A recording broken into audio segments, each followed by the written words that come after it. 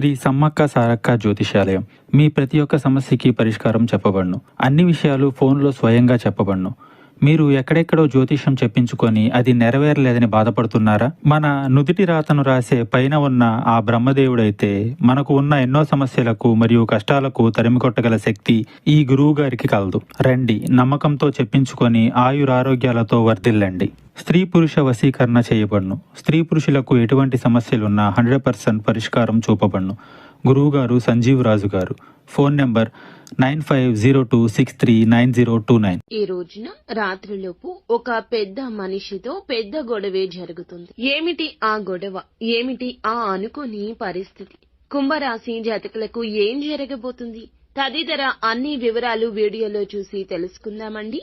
Video ఎక్కడా skip చేయకుండా పూర్తిగా చూడండి. వీడియో నచ్చితే తప్పకుండా ఒక చిన్న లైక్ చేసి మమ్మల్ని సపోర్ట్ చేయండి. ఇక ఆలస్యం లేకుండా వీడియోలోకి వచ్చేద్దాము. ఈ రోజున గోచర రీత్యా ఇలా జరగక మానదు. మీరు చెప్పిన మాటలు తప్పుడు భావనలకు దారి తీయొచ్చు. ఒక ఫైల్ లేదా ఆలస్యం లేదా సమాచార లోపం, కమ్యూనికేషన్ గ్యాప్ వల్ల మీ పైన గట్టిగా మాటలు నిందలు రావచ్చు.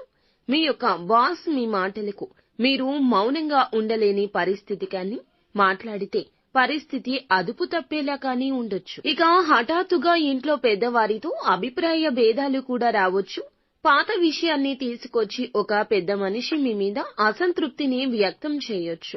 మీరు మౌనంగా ఉంటే కూడా అలసత్వంగా చూపినట్లవుతుంది. అది గొడవకు కూడా దారి తీయొచ్చు. మీ వ్యాఖ్యాన్ని తప్పుగా అర్థం చేసుకున్న వ్యక్తి జనం ముందు గట్టిగా మాట్లాడితే, తిడితే మీ ఆత్మ గౌరవానికి గాయం కావచ్చు. మీరు తెలిసిన ఒక పెద్ద సామాజిక స్థాయి వ్యక్తితో ఫోన్ కాల్ లేదా మెసేజ్ ద్వారా అపార్థం కూడా చోటు చేసుకోవచ్చు. ఇక శత్రుగ్రహంగా ఉన్న కుజుడు మిష్ట స్థితిలో ఉండడం వల్ల మీ మాటలపై మీరు నియంత్రణ కోల్పోతారు. అంతగా తప్పు చేయకపోయినా సరే దోషం మీకే అనిపించేలా వాతావరణం మారుతుంది. కొంతకాలంగా మీరు సహిస్తూ వస్తున్న ఒక సమస్య బలంగా ఈ రోజున బహిర్గతం అయ్యే గ్రహ ప్రభావం మీకు చూపిస్తోంది. పరువు నష్టం, ఇతరుల ముందు మీ మాటలు తక్కువ అయిపోతాయి. ఈ రోజు ఆర్థిక సమస్యలు మీపై అనుచితంగా నిందను మోపుతాయి. ఉద్యోగ భద్రతకే ముప్పు కలుగుతుంది. సంబంధాలు విరోధం కావచ్చు. పెద్దవారి మనసు విరగడం వల్ల కూడా కుటుంబ శాంతిని మీరు కోల్పోవచ్చు. ఈ రోజున మీరు తప్పుగా ఉండకపోయినా, ఆలోచించకపోయినా ఎదురు ఎవ్వరికీ మాట్లాడొద్దు. సమాధానం చెప్పే ముందు 10 క్షణాలు అయినా ఖచ్చితంగా ఆలోచించండి. ఆ తరువాతే సమాధానం చెప్పండి. పరిష్కారం కావాలి అనుకుంటే మౌనం ఒక్కటే మీకు ఆయుధం. సోషల్ మీడియా మెసేజ్ల్లో స్పందించేటప్పుడు 1కి 2 సార్లు ఖచ్చితంగా చదవండి, వినండి. అప్పుడే దానికి రిప్లై ఇవ్వండి.